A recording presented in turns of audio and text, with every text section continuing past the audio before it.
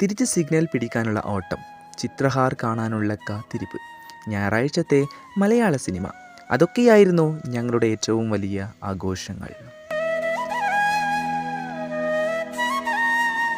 ഇന്ന് നമ്മുടെ ഫോണിൽ 4K സ്ക്രീനും ആയിരക്കണക്കിന് സിനിമകളുമുണ്ട്. പക്ഷേ അന്ന് ഒറ്റ ചാനലിൽ വരുന്ന ആ പഴയ സിനിമകൾക്ക് ഒരു പ്രത്യേക രുചിയുണ്ടായിരുന്നു, അല്ലേ?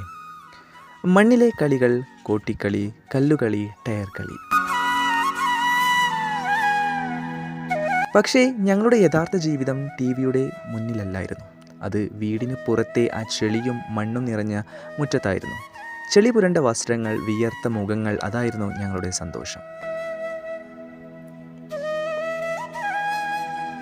ഓർമ്മയുണ്ട് ആ പഴയ ഹവായി ചെരുപ്പ് മുറിച്ച് ഈർക്കിൽ കുത്തിക്കയറ്റി ഉണ്ടാക്കിയ ആ കാറ്, അല്ലെങ്കിൽ പഴയ സൈക്കിൾ ടയർ ഉരുട്ടി കിലോമീറ്ററുകളോളം ഓടിയത്.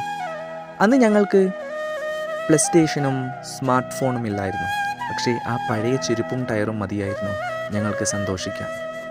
അന്ന് വൈകുന്നേരങ്ങളിൽ കോട്ടിക്കളിയും കല്ലുകളിയും വെയിലിനെ പോലും പേടിക്കാതെ ഞങ്ങൾ ആ മണ്ണിൽ ഉല്ലസിച്ചിട്ടുണ്ടായിരുന്നു. രാത്രിയിലെ പ്രേതക്കഥകൾ, കസിൻസ് ഒത്തുചേരുന്ന ആ ദിവസം.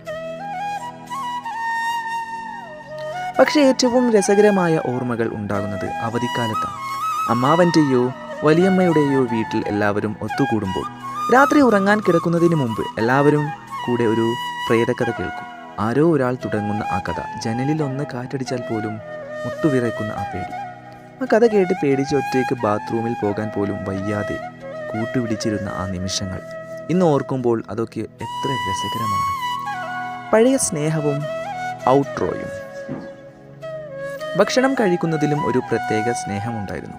പ്ലേറ്റിലല്ല, മറിച്ച് എല്ലാവരും കൂടെ ഒരു വലിയ പാത്രത്തിൽ നിന്ന് വാരി കഴിക്കുന്ന ചോറ്. ഉമ്മയോ അമ്മയോ തരുന്ന ആ ഒരു ഉരുള ചോറിന് ഇന്നത്തെ ഏത് 5 സ്റ്റാർ ഹോട്ടലിൽ നിന്ന് ഭക്ഷണം കഴിച്ചാലും അല്ലെങ്കിൽ ഭക്ഷണത്തേക്കാളും രുചിയുണ്ടായിരുന്നു.